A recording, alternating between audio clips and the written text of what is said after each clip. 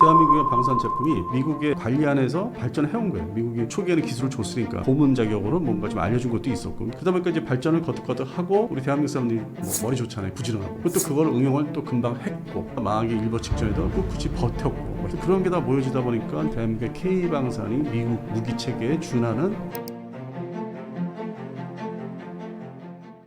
천물을 폴란드 현지에서 생산한다는 얘기가 나오는데 이건 단순 수출이 아니라 어떤 의미로 봐야 하나요? 이 폴란드 냉전 시절부터 군용기, 그러니까 훈련기 중심이지만은 그다음에 전투기는 면허 생산, 그 구소련제 미그 시리즈죠. 두 번째는 이제 T-72 전차. 이게 7,000대까지 면허 생산했던 나라예요. 그러니까 냉전 시절 때 동유럽에 어떤 소련이 지배하는 바르샤바 조약권을 이제 포함시켜 지배하는데 사실상 맏형 역할을 했죠. 물론 또 앞에 동독이 또 있었지만은 이 폴란드가 어떤 군수 무기 창고로서 역할을 했기 때문에.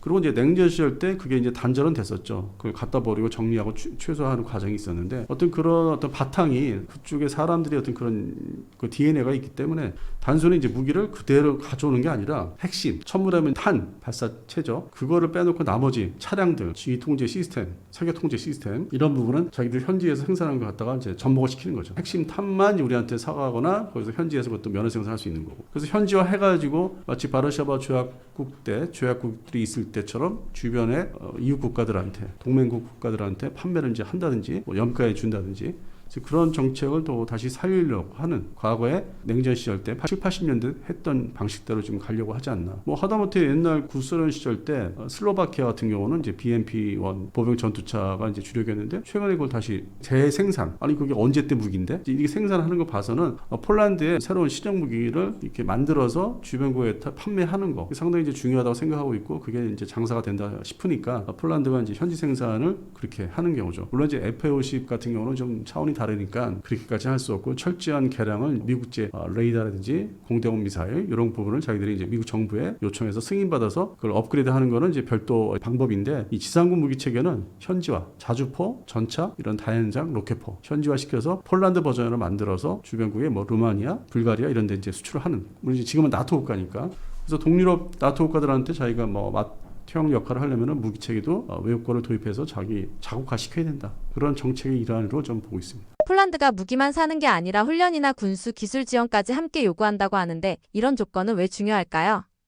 아니 무기 체계가 고도화되면서 다른 방송에서 말씀드렸지만은 이게 탄도탄 현무 파이버가 있다고 해서 그게 자체만 유령만 얘기하는데 그걸 어떻게 운영하고 어떻게 비닉하고 어떻게 이동시키고 부대 선정, 부대는 어떤 부대를 교육 훈련시키고, 그다음에 현지 부지는 어디에다 조성시키고 평상시에는 어떻게 감추고, 이게 더 중요하잖아요. 전쟁 시에는 그런 게 두 번째로 밀려나는데 운영 유지라는 게 급하게 사용하다 보면 단편적으로 사용해야 되니까 쏴버리고 소모해서 끝날 수도 있는 건데, 평상시에는 이제 이 교육 훈련을 시키잖아요. 계속 이 무기는 어떻게 운영한다고. 그리고 군수 지원 이걸 정비도 해야 되잖아요. 평상시에는. 그러려면 이제 해당되는 이 외국에서 도입한 거라면 그 기술, 외국에서 무기 체계라면은 이걸 어떻게 정비를 할지 그 기술 지원이 있어야 되잖아요.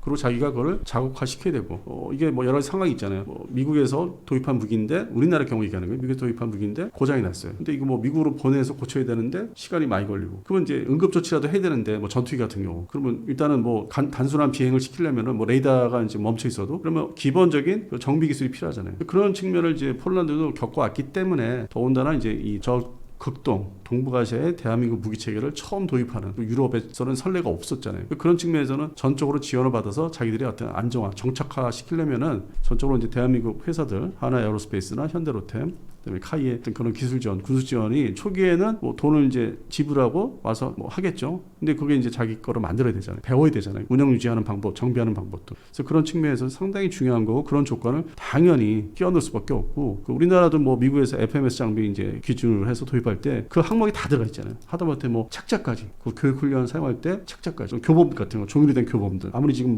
스마트폰이고 인터넷 세상에는 또 교범은 나름대로 또 필요하기 때문에, 종이도 완전히 없어지는 그 분야가 아니기 때문에 그런 측면에서 아주 소소한 부분까지 다 요구를 할 수밖에 없고, 그걸 다 이제 묶으면은 거래의 가격이 얼마가 나온다. 그렇게 해서 이제 거래가 형성되고 이제 우리는 이제 그걸 수주받는 입장이니까 그쪽은 발주를 하고 그런 측면에서 이게 상당히 기본 조건이라고 봐야 되겠죠. 우리가 또 어느 정도 알려줄 수 있는지. 그러면 이제 우리 대한민국의 방산업체들이 각각의 방산업체들이 기존의 현재 K2 전차나 K9 A1 자주포를 그렇게 현지화시켜서 팔면은 그들이 금방 이거에 대해 시스템에서 파악하고 또 면허 생산한다든지 아니면 자국화시켜서 생산을 하게 되면 우리 또 그 다음에 시장을 잃잖아요. 그래서 우리가 그 다음 무기 K방산이라는 게 현재 여기서 머물면 안 되고 그 다음 무기 개량용 최소한 개량용이라든지 그거를 대체할 수 있는 시험 그 무기 체계를 빨리 연구해서 만들어야 되는 게 그래야만 K방산이 2030년대 이어지는데 지금은 그냥 돈 받아서 배불리게 바쁜 회사가 있어요. 뭐 특정 회사인데 업체까지 얘기하긴 그렇고 그런 회사들은 과연 미래가 있을까? 지금은 돈을 잘 벌어요. 선호도가 높기 때문에. 근데 이거를 카이처럼 KF11의 물건이 있지 않습니까? 이거는 이제 조만간 생산, 양산량이 나와서 부대 배치 연말이잖아요. 그러니까 아직도 뭐 시작이 된 건 아닌데 이거는 이제 미래가 보이죠. 어느 일정 기간 한국형 전투기 FA50에서 발전된 70% 이상의 국산화를 갖는 한국형 전투기는 앞에 미래가 최소한 10년은 보인단 말이에요. 그런 측면에서 그냥 딱 팔면은 우리가 돈을 그냥 벌 수 있는. 근데 지상 무기 체계는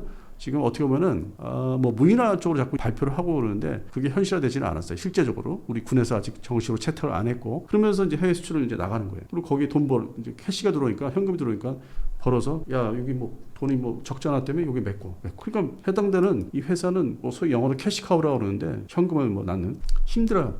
해당되는 회사는 옆에서 벌어서 이렇게 다 채우다 보니까 그러려고 인수했나 봐. 그 회사를 뭐 잘한 거지 인수를요. 운도 좋았던. 그런 회사는 이제 재투자를 나름대로 국가의 R&D 예산만 받아서 할 게 아니라 뭐 ADD나 그렇게 아니라 자체적으로도 생각을 좀 많이 하고 연구를 해야 되는데 그런 부분이 과연 이게 미래가 있을까? 걱정이 되는 부분이 그거예요. 2030년대에 지상무기 체계 가지고 또 우리가 K방산의 어떤 호황을 누릴 수 있을까? 걱정되는 부분이죠. 그래서 지금 항공 분야, 군용기 분야죠. 그다음에 잠수함이라든지 뭐 수상 전투함 분야, 뭐 헬기까지 포함시켜서 이거를 빨리 육성을 하고 뭔가 좀 치밀하게 제2의 K방산을 이제 목표로 좀 띄워야 되는데 지금도 이제 과도기죠. 아직은 대표적인 선수가 KF11인데 아직 뭐 양산형이 나오기 전이니까 일반 공개되기 전이니까 그런 측면에서는 상대 국가들이 결국 우리한테 처음에 대량으로 물건 사간다 하더라도 지나면은 이제 우리를 치고 들어올 수 있는 경쟁자가 될 수 있는 그 대표적인 케이스가 우리가 어려울 때 우리에게 돈을 주고 정식으로 돈을 주고 기술을 사간 TUK가 그렇습니다. 자주포, 전차, 초등훈련기 더 나가선 T50급의 고등훈련기. 또 하나 아직은 이제 뭐 시작이 좀 지지부진한데 TUK 칸전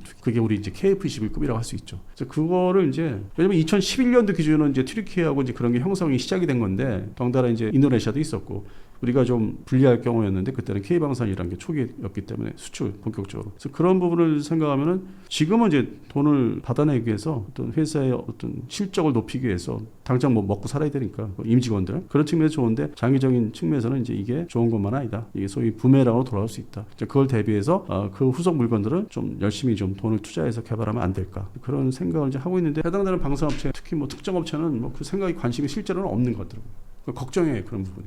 폴란드가 한국 무기를 이렇게 적극적으로 들여오는 데에는 미국이나 다른 유럽 국가들과 비교했을 때 어떤 차이가 있는 건가요? 일단은 대한민국의 방산 제품이 20년 전에 발전을 많이 했어요. 고생도 많이 했고 면허 생산 위주로 했기 때문에 미국제, 또 이제 유럽제의 장비들은 이제 기술들을 들여와서 우리 한국화 시키려고 접목을 시키기 많이 노력했고 고생하던 시절에 2010년도 이전까지 고생 많이 했어요. 그래서 제가 그 부분 이제 인정을 하는데 그 이후에 이제 2012년부터 본격 발전했죠. 왜냐면 대한민국 국군한테가 납품을 이제 시작을 하기 때문에 전차 자주 마무리해야 됐었고 그 당시 K9, 그다음에 이제 F-50도 2013, 14, 15년도에 일선 부대 배치를 했어야 됐고 그리고 이제 그 다음 단계 넘어갔죠. KF-21 전투기 같은 경우 전차. 근데 전차는 기본형에서 파워팩 문제로 인해서 발전을 못했어요. 근데 어쨌든 그게 이제 생산을 하니까 뭐 소량 생산이든 뭐 2차 양산이든 뭐 해왔기 때문에 대외적으로는 방산 제품이 미국의 관리 안에서 발전해온 거예요. 미국이 초기에는 기술을 줬으니까 1970년대 후반에 그다음에 일정 부분 컨설턴트 어떤 고문 자격으로 뭔가 좀 알려준 것도 있었고 그러니까 부정적으로만 ADD가 얘기하는데 제가 봤을 때는 미국의 일정 부분 역할이 있었다. 이 동맹국의 군사력, 군사 무기 기술을 어느 일정 부분 미국과 격차는 있지만은 올려줘야 되는 부분이 있었어요. 그게 바로 이제 냉전 시절 때 소련 포위 정책의 일환이었는데 무기 정책도 그러다 보니까 이제 발전을 거듭거듭 하고 우리 대한민국 사람들이 뭐 머리 좋잖아요, 부지런하고 그리고 또 그걸 응용을 또 금방 했고 그리고 이제 회사가 망하기 일보 직전에도 굳이 버텼고 뭐 현대로템 얘기하는 거예요. 카이도 마찬가지고 그런 게 다 모여지다 보니까 이제 대외적으로 봤을 때 대한민국의 K 방산이 미국 무기 체계에 준하는 밑에까지 올라왔구나. 그러면은 러시아가 우크라이나 침공하면서 앞에서 막 전쟁에서 이어지고 있는데 무기 조달이 쉽지가 않은 거예요. 뭐 1차 1차 세계대전이나 2차 세계대전 때처럼 그 라인을 밤새 가동하고 1년 내내 가동해서 막 급속도로 생산해서 배치하던 시절이 아니고 지금 무기 체계는 복잡하잖아요. 그 옛날에 비교해서 만들기가 어렵잖아요. 시간도 많이 걸리고 보통 뭐 전투기 전차 뭐 한 대 뭐 생산하는데 전투기는 뭐 한 2년 잡아야 되고 전차는 서둘러서 우리 대한민국 기준하면 한 1년 반이고 인도하기까지. 그래서 그런 게 좀 시간이 걸리기 때문에 폴란드가 이 무기 체계를 보충을 해야 되는 상황이었어요. 러우 전쟁 초기에. 왜냐면은 구소련제 T-72 전차를 막 우크라이나한테 앞에 싸우고 있으니까 일종의 방패잖아요. 폴란드 입장에서 우크라이나 줘서 계속 밀리지 말아야 돼요. 이거 밀리면 자기 앞에까지 오니까 러시아군이. 그래서 T-72 전차를 뭐 있는 거 다 준다. 지금 T-72 전차가 폴란드군에 없어요. 그 공백이 있었다는 거 한때 쉬쉬하면서. 근데 그거를 빨리 채우려다 보니까 초도 제품도 들어와야 돼요. 왜냐면 초도 제품이 교육 훈련 해당되는 승무원들을 양성을 해야 되는 또 과정과 시간이 필요하잖아요. 그러니까 초도 제품을 빨리 들어와서 뭔가 정착을 시작을 해야 되는데 그러다 보니까 대한민국에 와서 대한민국 육군에 들어갈 물건을 대신 빨리 우리한테 줄 수 있냐. 그게 뭐 전차 자주포. 그다음에 전투기 분야에서는 대한민국 공군에 막 납품을 하려던 거를 빨리 줄 수 있느냐. 그래서 그 조건이 이제 오케이 하니까 그럼 그 다음 발주를 3차까지 4차까지 해주겠다. 그런 상당히 우리가 K방산이라고 할 수 있는 부응할 수 있는 아주 본격적으로 그 계기가 양국 간의 이해관계가 맞아서 지금 정책이 된 거죠. 그래서 급한 물건들 구소련제 러시아제 무기를 우크라이나 준 거 공백을 대한민국 제품으로 메꾸는 역할을 우리가 하고 있는 거고 미국에 준하는 무기체계고 똑같은 건 아니더라도 또 미국은 자기들이 비축했던 M1 A1 지금 A2로 넘어가지만 비축한 전차 미국은 이제 그걸 잘하니까 드넓은 땅에 뭐 여러 가지 부대에다가 비축을 잘했기 때문에 협의를 해가지고 바로 들어왔고 물론 그게 뭐 가솔린 엔진이다 뭐 여러 단점들을 얘기하는데 지금 그거를 따질 때가 아니었고 폴란드군은 2, 3년 전만 해도 그래서 투트랙으로 자기들이 생각한 고성능 무기는 미국제로 이제 그래 비축한 거 들어오고 그다음에 한국군에 납품하는 거 빨리 받아서 채워넣는 거예요. 왜냐면 자기들 전차를 줬기 때문에 자주포도 뭐 122mm 자주포도 줬기 때문에 구소련제입니다. 그래서 그런 부분에서 좀 색다른 수출이 이제 이루어졌고 나머지 다른 나라들도 그 사례를 이제 폴란드 사례를 보고서 뭐 미국제 무기라든지 뭐 서유럽제 뭐 전투기라든지 사면서 동시에 한국제 제품을 이제 산다든지 협의를 한다든지 상담을 한다든지 그게 상당히 좋은 이제 사례가 됐죠. 그래서 지금은 이제 그렇게 잘 이제 이어지는데 동남아시아 시장 꽉 잡고 있고 근데 걱정은 이제 중동 시장을 또 이제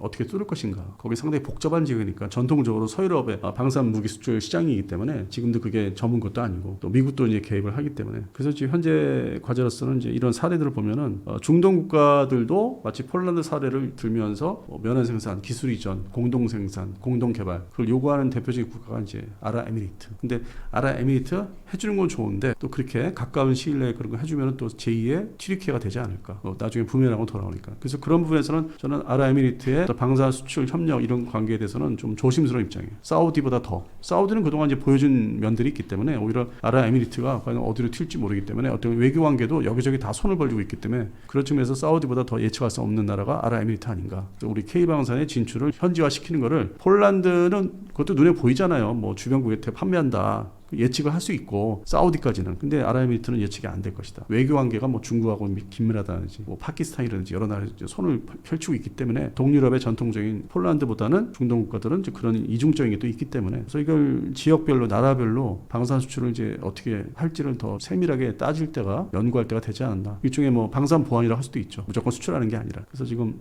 더 발전을 시켜야 되는 이제 과제가 2026년도부터 왔습니다. 한편으로는 폴란드 잠수함 사업에서는 한국이 아니라 스웨덴이 선택됐는데 이건 어떤 이유가 컸다고 보시나요?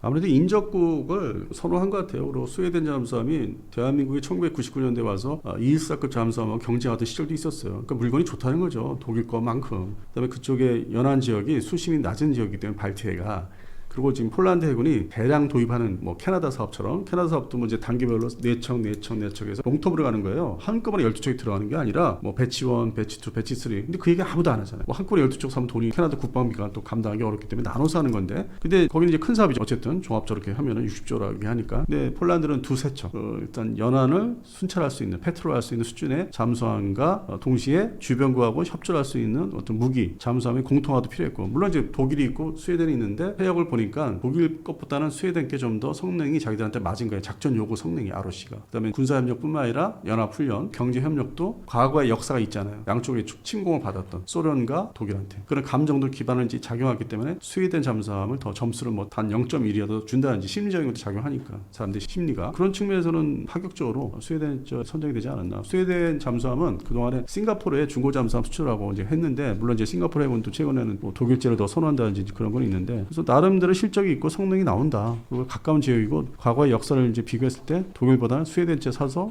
오히려 문제가 없고 편하게 사용할 수 있다. 이제 그런 배경이 또 작용하지 않았나. 기술적인 거야 뭐 어차피 뭐 비슷하니까 스웨덴 잠수함이나 독일 잠수함이나 뭐 각자 탁월한 성능들이 있으니까 어떤 심도가 낮고 척수가 몇 척 안 되고. 그래서 그것을 우리가 3,000톤대 잠수함을 가지고 이제 뛰밀었다는 게 경쟁에 들어갔다고 하는 게 워낙 우리가 이 장보고 3를 수출 상품으로서 내놔가지고 성공한 적이 아직 없잖아요. 그러니까 어떤 상징성이 필요하죠. 어떤 다른 나라에 가서 예를 들어서 캐나다 사업에 가서 우리가 폴란드 사업에 지긴 했지만 독일하고 경쟁을 했다. 그래서 여기도 캐나다 사업도 지금 오게 된 거다. 뭐 그런 어떤 좀 배경이 설정이 되는 거죠. 그래서 그런 측면에서는 뭐 패배하기는 했지만은 예상 밖으로 유럽에 또 가서 경쟁했다는 게 기록으로 남는 거니까 저는 뭐 그건 잘했다고 봐요. 근데 한편으로 이제 HD 현대 하나오션이 이제 주도권을 가지고 이제 했는데 HD 현대가 자기들이 수중 잠수하면은 좀 약하니까 조금 뭐 음해성 발언들을 좀 했다. 뭐 이런 얘기도 있어요. 그쪽 그 홍보를 할 때 유럽에 가서 그건 또 하나의 뒷얘기고 그런 설레가 있었는데 캐나다 사업에서는 오히려 이제 HD 쪽에서 그 그룹이 있지 않습니까? 현대그룹.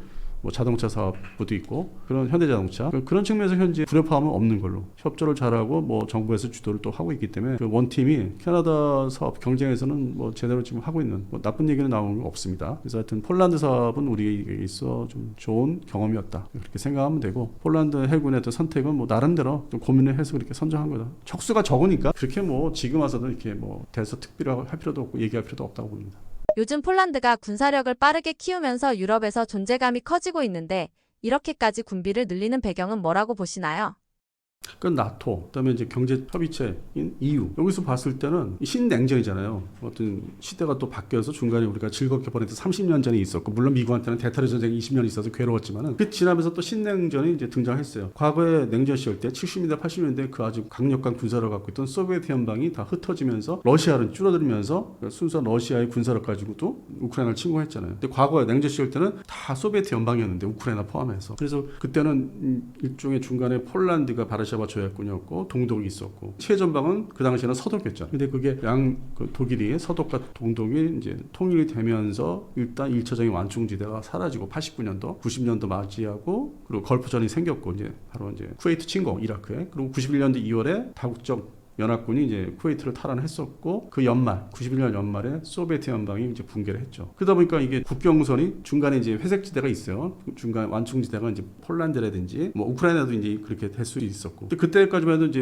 이 러시아로 줄어든 현재 소련에서 러시아 줄어든 러시아 자기들이 재정비를 해야 되잖아요. 군사력도 다시 조정을 해야 되고 핵무기가 많이 갖고 있지만은 재래시 전력을 경제력에 맞게 조정을 하던 시작이 해야 되고 정치 체계도 서방 측에 좀 민주제도 흉내를 좀 내기 시작했고 그러니까 이제 영토에 대해서는 그렇게 신경을 안 썼는데 90년대 후반부터 나토가 자기들 살기 위해서 러시아가 상당히 뭐 힘이 없다고 판단했는지 재래식 군사력이 동진을 합니다. 옆으로 동진을 하고 다 가입을 시켜요. 어떻게 보면 급진적이에요. 제가 대한민국 사람의 한 사람으로서 생각하면은 그 시절에 그걸 겪으면서 저렇게 동진을 하면은 러시아가 가만히 있을까? 결국 폴란드, 근데 이제 그 폴란드까지 가서 딱 섰는데 그거를 이제 우크라이나에서 이제 계속 가입을 하겠다. 2010년대죠. 물론 2014년대 1차 러우 전쟁이 발생했죠. 크림반도 중심으로. 지금 2차 전쟁입니다. 앞으로 3차 전쟁이 있을 수 있고. 그러다 보니까 이게 동진 정책에 의해서 러시아 입장에서는 그러한 중간지대가 회랑이 없으니까 그래서 우크라이나를 이제 뺏으려고 하는 거고. 그러니까 최전방은 폴란드가 된 거죠. 과거에는 이제 서독이었는데 그 역할을 그대로 이어받은 거예요. 폴란드가 최전방으로서. 그리고 근본적으로 역사적으로 이 러시아하고는 워낙 뭐 사이가 안 좋고 그리고 자기들 어떤 과거의 국민들이 많이 희생이 됐었고 여러 경우에 전쟁도 있었고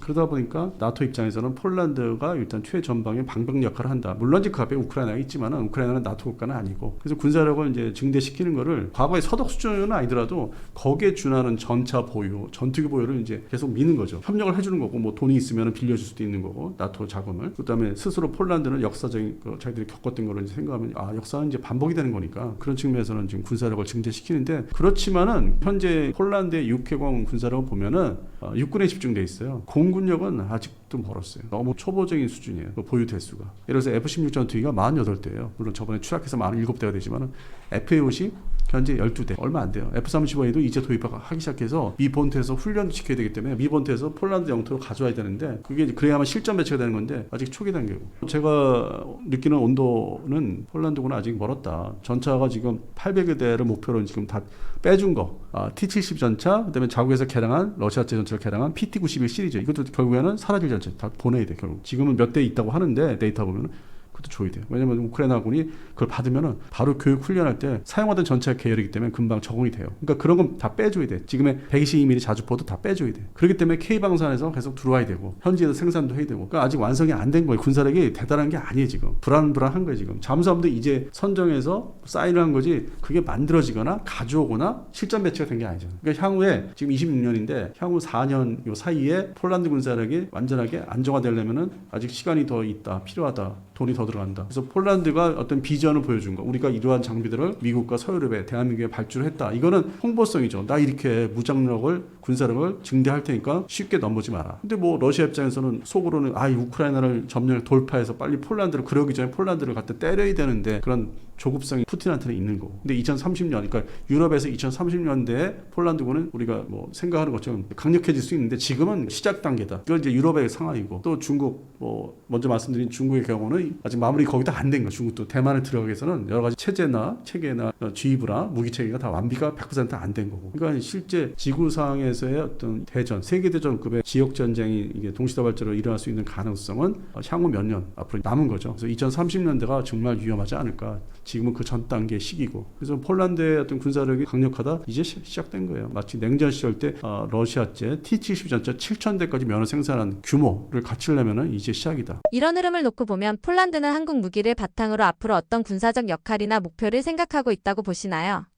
지금 나토가 좀 웃기는 게 말로는 이제 뭐 군비 증강을 해야 되고 국방비를 늘려야 되고 방산을 다시 부흥시킨다고 말로는 이제 아주 성차 아주 그냥 쫙 많이 벌려놨죠. 그런데 제대로 이루어진 건 없어요. 뭐 일부의 뭐 자주포라든지 어떤 무기체계 일부는 지금 생산 증대를 한다든지 뭐 수출을 뭐 늘린다든지 협상을 많이 한다든지 협의를 많이 한다든지 세일즈에 있어서 그런 거는 이제 기사로 많이 나오죠. 접할 수 있고. 근데 뭐 아직도 이 나토의 주요 국가들 특히 뭐 프랑스, 독일 아직 정신 안 차렸어요. 그런 측면에서는 폴란드의 역할이 앞에서 이제 방벽이 넘어지는 거를 막아야 되는 그런 입장. 과도한 그 역할을 이제 부여했기 때문에 폴란드는 지금 부담이 많아요. 그리고 조마조마하고 우크라이나가 지금의 휴전이나 종전이 안 되더라도 일단 뭐 그 지리한 전투를 계속 이어줘야 돼요. 그게 어떤 아주 한쪽이 뭐 이렇게 결판을 내는 그런 게 아니기 때문에 이러한 상태라도 유지되게 이쪽에 배후 국가들은 이제 생각을 하는 거죠. 자기들은 뭐 준비할 시간을 벌어야 된다 하지만은 속도가 느리고 이제 그런 거를 이제 폴란드 입장에서 볼 때는 기존의 전통적인 군사 옛날의 강국이었던 냉전 시절 때 못 믿겠다는 것도 있어요. 한편으로 자기 스스로를 이제 강할 수밖에 없고 그리고 저 멀리 미국의 어떤 지원이 좀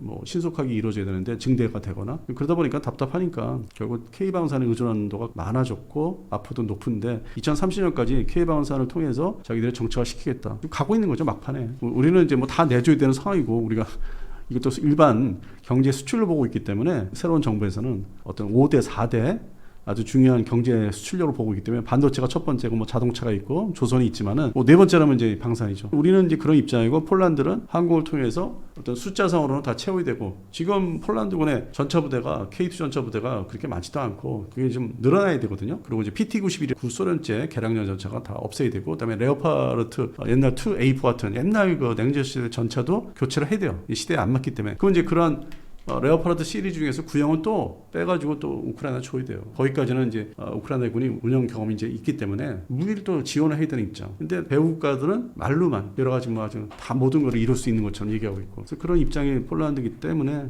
좀 더 이 흐름을 우리가 이제 매 순간 아니면 매달 현지 뉴스 나오는 거를 어떤 이간질하는 뉴스에 관심 갖지 말고 순수하게 폴란드가 어떻게 면허 생산이나 현지화 시키는지야 그게 상당히 좀 우리가 지켜보고 그 높낮이가 얼마큼 우리한테 받아갔는지 기술력을 그것도 좀 관측하고 평가를 해서 우리가 그 다음 판매할 물건은 어느 정도 좀 성숙도가 높아져야 되는지 아니면 기술력이 좋아져서 새로운 무기를 만들어서 플랫폼을 만들어서 판매될지 이거를 지금 연구할 시기라고 보고 있습니다. 그러니까 폴란드 군사력은 이제 시작이다. 근데 2030년을 넘어가야만 어떤 유럽, 나토의 방벽 역할을 제대로 하지 않을까. 과거에 서독이 했던 것처럼. 최근 사우디아라비아 관계자들이 KF-21과 관련해 한국을 방문했다고 하던데 어떤 이유로 온 방문이었나요?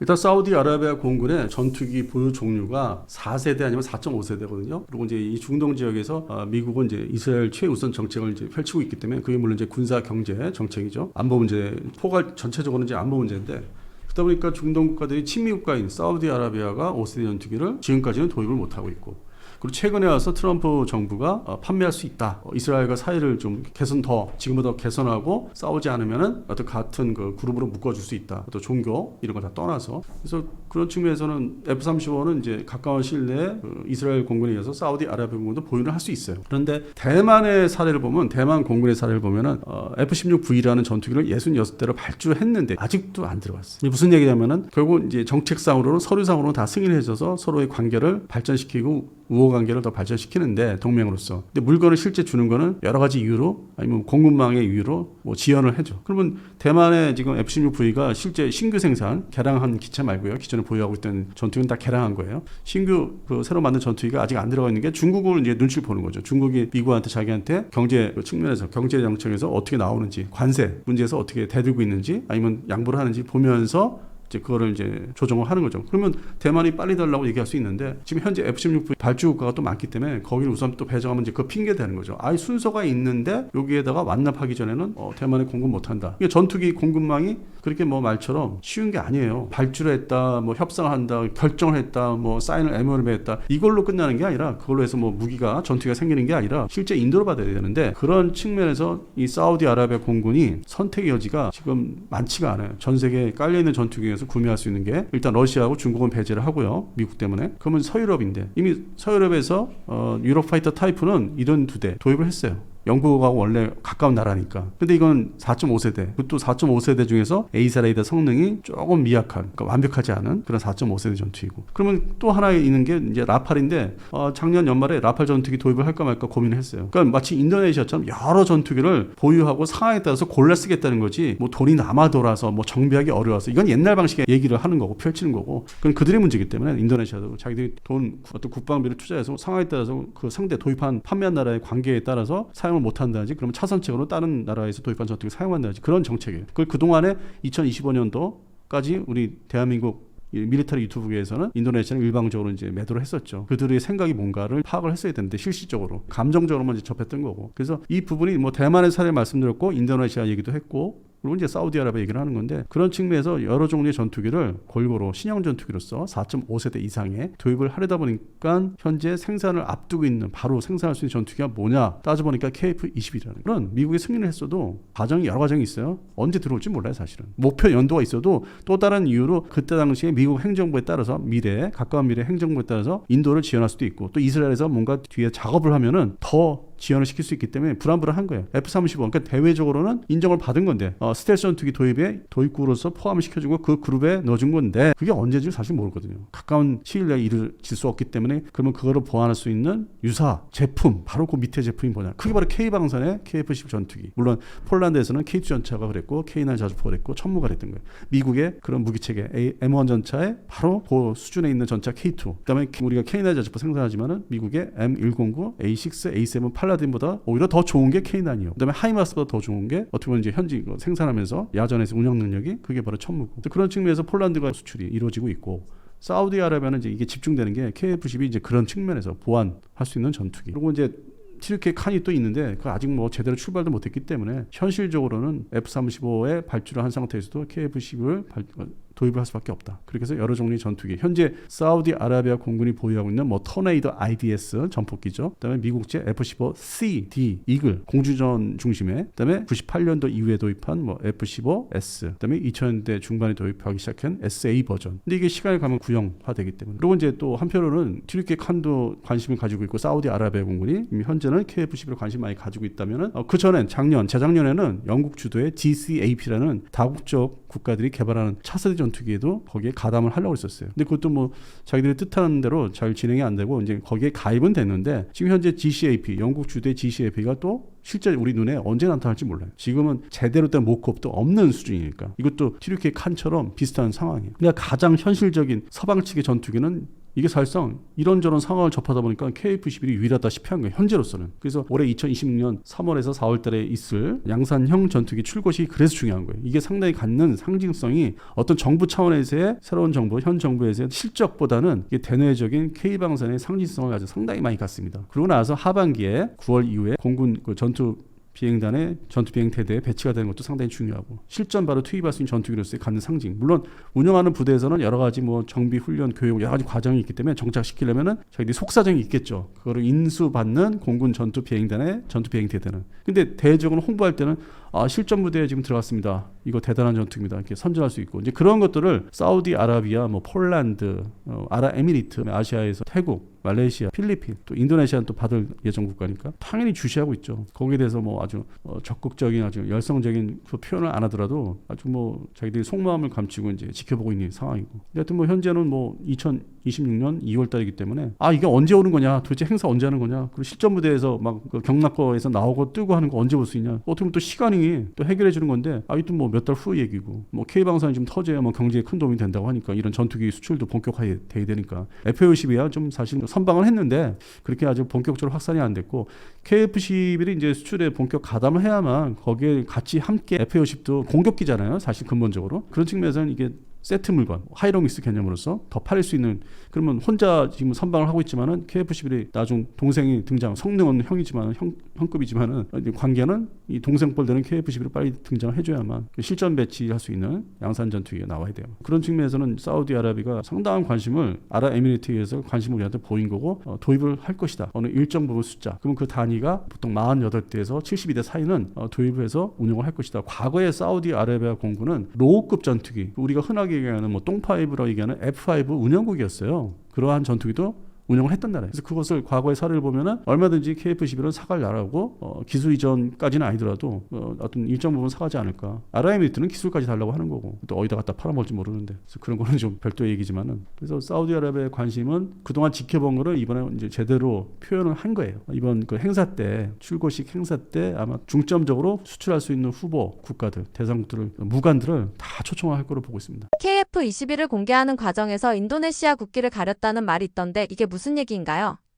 그 사진을 저도 봤는데, 썸네일 같은 사진을 봤는데 기존의 인도네시아가 이제 공동개발, 어쨌든 간에 여러 가지 불편한 거는 있어 왔지만은 공동개발국으로서 같이 도색을 할 때보다 앉혀놨죠. 그림이 같이 국기가 들어갔죠. 대한민국 태극기하고. 근데 이번에 사우디아라비아 쪽에서 방문을 이제 하니까 거기도 옆에 측면에다가 이제 해줬는데 뭐 사이즈를 더 키웠다든지 이제 그런 어떤 심리적인, 갑자기 왜 공동개발국이 아닌 사우디아라비아가 이렇게 국기가 크게 이렇게 할 수 있느냐, 대접을 아주 성대하게 할 수 있느냐, 이제 그런 게 아무래도 SNS나 인터넷, 유튜브에서 이제 얘기가 오고 댓글이 달린 거죠. 근데 그거는 뭐 인도네시아 입장에서는 이제 기분이 나빠도 뭐가 이루어진 게 아니잖아요. 어떤 심리적인 차원이고, 우리가 표현 방법, 인도네시아가 우리한테 속을 많이 썩였으니까 여차하면 이게 바뀔 수 있다. 뭐 블록 2, 블록 3부터는 새로운 공동개발국이 들어올 수 있다. 이제 그런 거를 우리는 또 이렇게 시연을 하는 거기 때문에 인도네시아를 보라고. 인도네시아는 현재 어떤 계약서상에는 블록 1까지거든요. 그걸 개정을 해달라고 이제 하지만은 또 숫자를 줄이면서, 그런 측면에서는 우리가 어떤 견제를 하는 차원에서 했다고 보고 있습니다. 이걸 말 그대로 우리가 디지털 문화에서 여러 가지 얘기를 할 수 있는 좋은 재료거리죠. 이게 국가 간에 실제 뭐 결정되고 이건 아니고, 그런 측면은 좀 우리 재미거리를 보시면 될 것 같습니다.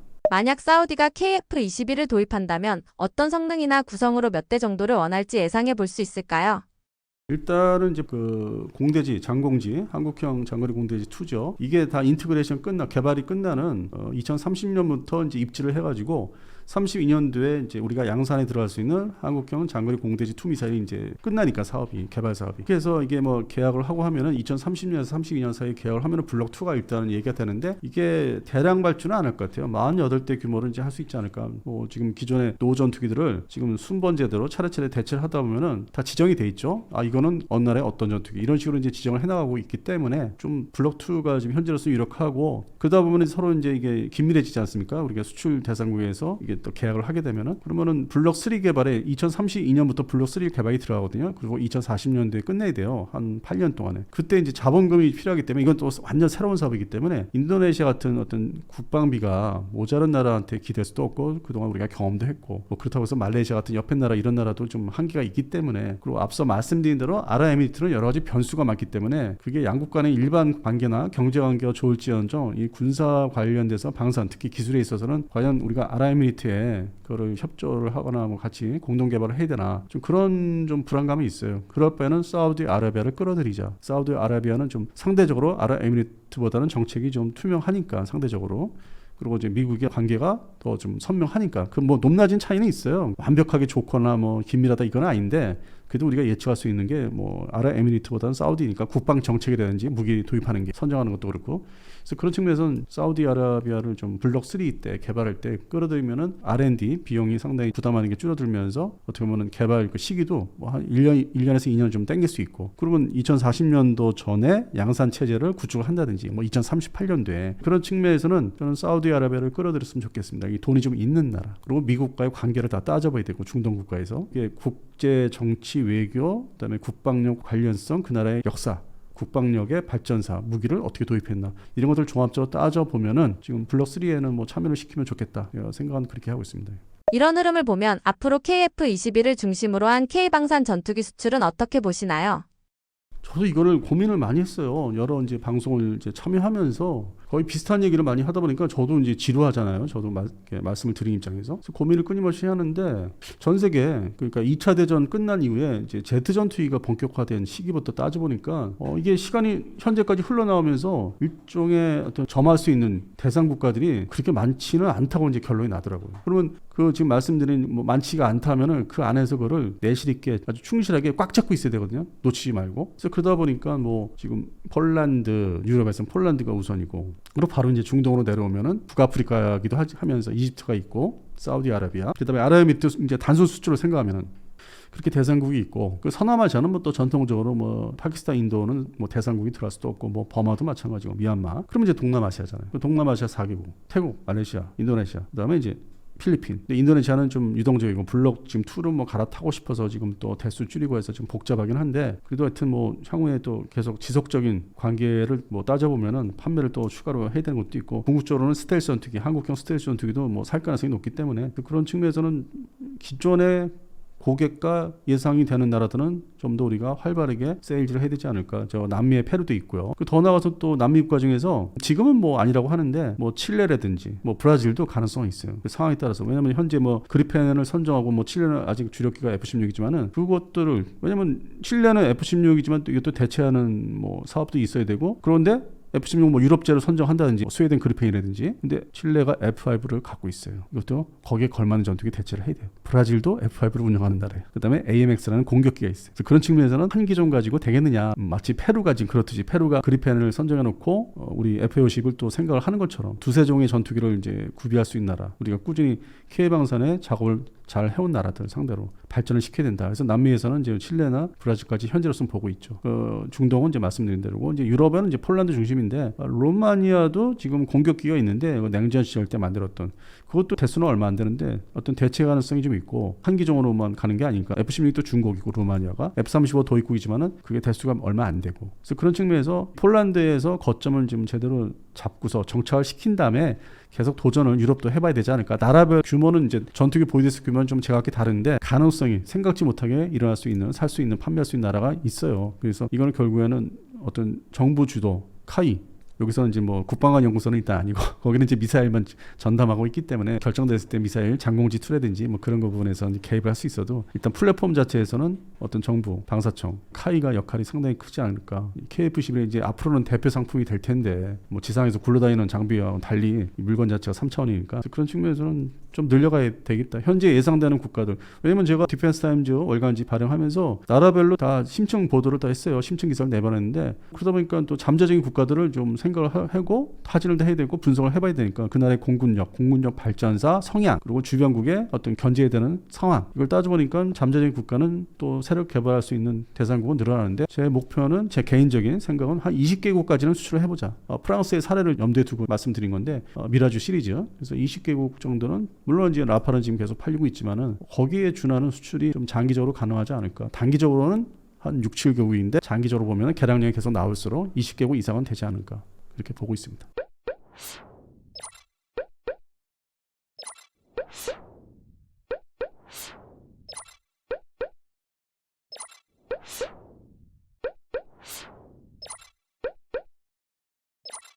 you